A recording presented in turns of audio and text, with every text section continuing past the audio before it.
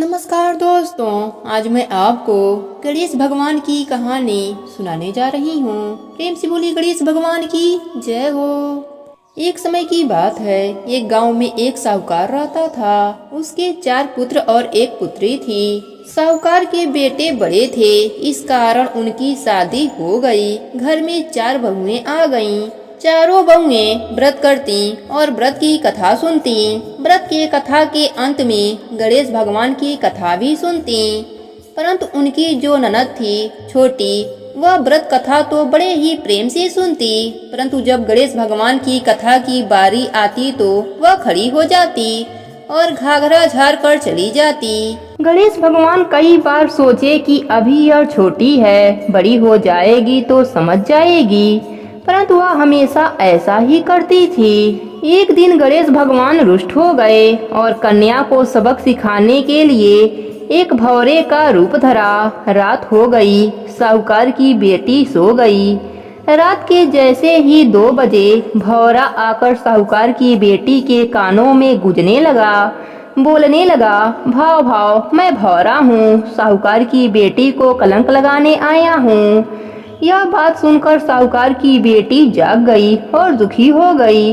उसने सोचा, मुझे कलंक लगाना कौन चाहता है? मैंने तो कोई गलत कार्य नहीं किया, फिर ऐसा कौन है? वह रात भर यही बात सोचती रही। उसे नींद नहीं आई।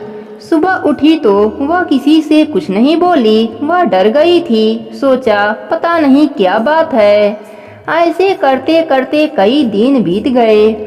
उसने किसी से कुछ नहीं बताया। इसी सोच के कारण वह कमजोर होने लगी। एक दिन उसकी माँ और भाइयों ने पूछा, हे बहन, तुम इतनी कमजोर क्यों होती जा रही हो? क्या बात है? ऐसा क्यों हो रहा है? क्या कोई बात है? हमें बताओ। तब बहन छोटी ने कहा, मैं आप सबको क्या बताऊं? रात के जैसे ही 12 बजते हैं, तब एक भौरा आता है और कहता है, भाव भाव मैं भौरा हूँ, साहूकार के बेटी को कलंक लगाने आया हूँ। यही बात सुन सुनकर मेरे कान थक गए हैं। मुझे चिंता हो गई है, पता नहीं मुझे कलंक कौन लगाना चाहता है। मैंने आज तक कोई गलत कार्य नहीं किया। यह सुनकर उसका बड़ा भाई बोला, बहन, आज मैं तेरे पास सोऊंगा और उस भौरे को पकड़ कर लाऊंगा। उससे पूछूंगा कि मेरे बहन को कलंक क्यों लगाना चाहते हो। इस प्रकार उसका बड़ा भाई पहरा देने के लिए एक कोने में बैठ गया। रात की जैसे ही 12 बजे तो उसके बड़े भाई को नींद आ गई। वह नहीं जाग पाया। सुबह उसकी माँ ने पूछा, बेटा, तुमने भौरे को पकड़ा क्या? बेटा बोला, नहीं माँ, मुझे पता नहीं कब नींद आ गई थी। फिर दूसरे दिन दूसरा बेटा पहरा देने लगा, पर वह भी 12 बजते ही सो गया और गणेश भगवान भौरे का रूप लेकर साहूकार की बेटी के कानों में आज भी गूंजते हुए चले गए। साहूकार की बेटी तो जागती ही रहती, उसे चिंता के मारे नींद नहीं आती। तीसरे दिन तीसरा बेटा पहरा देने बैठा। वह 12 बजते ही वह भी सो गया। गणेश भगवान रात के 12 बजे भौरे का रूप धारण कर सावकानी के बेटी के कानों में आज भी गूंजकर चले गए। सुबह माँ के पूछने पर वह भी कहा, माँ, मुझे भी नींद आ गई। तब सावकानी ने कहा, मैं ही अपने बेटी की रक्षा करूंगी। तब उसका छोटा बेटा बोला, माँ, आज मैं पहरे पर रहूंगा। साहूकार का छोटा बेटे का नाम गणेशा था। वह गणेश भगवान का परम भक्त था। जो भी कार्य शुरू करता, पहले गणेश भगवान का नाम लेता, फिर काम शुरू करता। माँ ने कहा, ठीक है बेटा, आज तू भी देख ले। चौथे दिन चौथा बेटा बहन की रखवाली के लिए कमरे में गया और बहन की रखवाली के लिए जागता रहा। रात को 12 बजे तब उसे नींद सताने लगी तो उसने निश्चय किया कि मैं नहीं सोऊंगा। फिर उसने सोचा, क्यों ना गणेश भगवान के नाम का कीर्तन करूं, जिससे निद्रा माता मेरे पास से चली जाएं और मुझे नींद नहीं आए। फिर वह गणेश भगवान का नाम जपने लगा, जय गणेश, जय गणेश, जय गणेश देवा। रटते रटते रात के 12 बज गए। गणेश भगवान भी आए, परंतु उसे नींद नहीं आई। गणेश भगवान तो भौरे का रूप धरा और साहूकारनी की बेटी के कानों में बोलने लगे, भाव भाव मैं भौरा हूँ, साहूकार की बेटी को कलंक लगाने आया हूँ। वह उसके कानों में बोल रहे थे। साहूकार का छोटा बेटा इस आवाज को सुन रहा था। फिर साहूकार का बेटा काजल की डिब्बी लिया और भौरे को पकड़ने के लिए दौड़ा। भौरा आगे आगे और छोटा बेटा पीछे पीछे भागते रहे। कभी भौरा इधर जाता, कभी उधर जाता और छोटा बेटा उसको पकड़ने के लिए पीछे पीछे जाता। आखिर में गणेश भगवान को उस डिब्बी में बंद होना पड़ा और छोटा बेटा भौरा को डिब्बी में बंद करके अपने तकिए के नीचे रखकर सो गया। सवेरे उठा तो उसने माता पिता को प्रणाम करके बोला, माँ, आज मैंने उस भौरे को पकड़ लिया है जो बहन को कलंक लगाने आता था। उसको मैं पकड़कर डिब्बी में बंद कर लिया है। माँ और पिता दोनों प्रसन्न हुए और बोले, दिखाओ वह कौन है।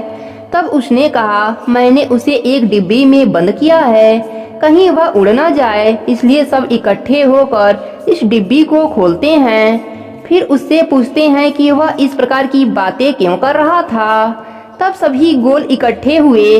गणेशा ने उस डिब्बी को खोला तो देखा उसमें भौरे का रूप धारण किया हुआ डुबका हुआ गणेश भगवान उस डिब्बी में बैठे हैं। साहूकार और साहूकारनी बोले, तुम कौन हो जो भौरे के रूप में हो और मेरी बेटी को कलंक लगाना चाहते हो। गणेश भगवान कुछ नहीं बोले। फिर गणेशा बोला, बताओ तुम कौन हो, भूत हो, प्रेत हो, किस योनि के हो, कौन हो, तुम साधारण भौरा हो या असाधारण भौरा हो, मुझे बताओ, तुम मेरी बहन को कलंक क्यों लगाना चाहते हो। मैं गणेश भगवान का शपथ खाकर कहता हूँ, मैं तुम्हें छोड़ दूंगा अगर तुम मुझे सच बता दोगे तो। तब गणेश भगवान जो भौरे का रूप धारण कर रखे थे वह मन ही मन प्रसन्न हुए। मेरा ही शपथ खाता है मुझे ही छोड़ने के लिए और मुझे ही पकड़ रखा है, मेरा ही नाम सुमिरन करता है। अब मैं तुम्हारे संकट को कैसे दूर करूं, क्योंकि आज तो मैं स्वयं संकट में हूं। गणेश भगवान को अपने असली रूप में आना पड़ा। तब सभी लोग बोलने लगे, भगवान जैसे दिखते हैं पर इतने छोटे, आप कौन हैं। वह बोले, जिसे तुम पुकार रहे हो, जिसका बार बार सुमिरन कर रहे हो, मैं वही हूँ, मैं गणेशा हूँ। तब साहूकार का छोटा बेटा बोला, अगर आप गणेश हैं तो आप इतने छोटे कैसे हैं, हमें बताइए, आप मेरी बहन को कलंक क्यों लगाना चाहते थे। तब गणेश भगवान ने अपना रूप बढ़ाया, वह डिब्बी से बाहर आए। गणेश भगवान ने वह रूप दिखाया। माता पार्वती जिनके दर्शन करती हैं, भगवान शिव जी के गोद में बैठते हैं। ऐसे गणेश भगवान का दर्शन करके सभी परिवार वाले उनके श्री चरणों में गिर गए और बोले, हमसे बड़ी गलती हो गई जो हमने आपको डिब्बी में बंद कर दिया।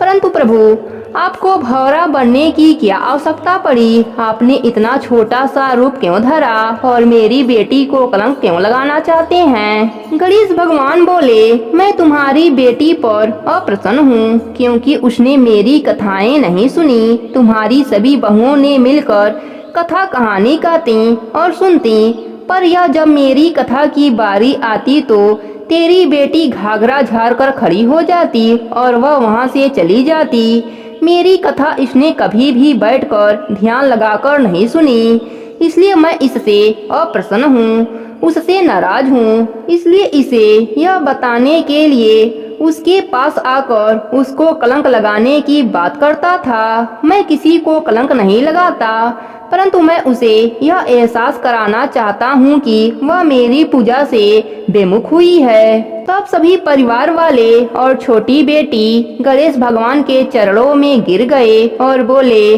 आज से हम आपकी कथाएं अवश्य सुनेंगे। सभी व्रत के कथा के अंत में आपकी कथा अवश्य सुनेंगे। गणेश भगवान प्रसन्न हो गए और बोले, आज के बाद से जो भी मनुष्य मेरी इस कथा को सुनेगा, मैं उसकी सारी संकट दूर कर दूंगा, उसका घर अन्य धन से भर दूंगा। गणेश भगवान की सभी लोग जयकारा लगाने लगे। गणेश भगवान साहूकार का घर अन्य धन से भर दिया और अंतर ध्यान हो गए। हे गणेश जी महाराज, आज जो भी आपकी इस कथा को सुन रहा है उसके व्रत को पूर्ण कर देना, उसका घर अन्य धन से भर देना, अपनी कृपा सदा बनाए रखना, कहानी अधूरी हो तो पूरी करना, पूरी हो तो मान रखना। प्रेम से बोलिए गणेश भगवान की जय हो।